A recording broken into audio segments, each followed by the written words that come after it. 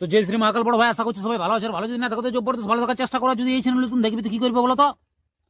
আগে ভিডিওটা দেখবে, ভিডিওটা যদি ভালো লাগে তো তারপর করবে চ্যানেলটা সাবস্ক্রাইব, তারপর করবে লাইক, তারপর করবে কমেন্ট।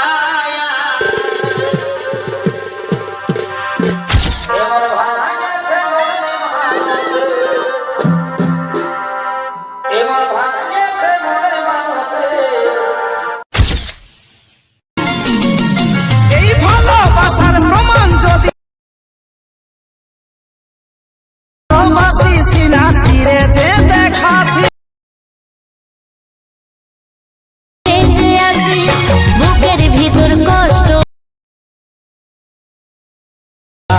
বাবা করে দিলি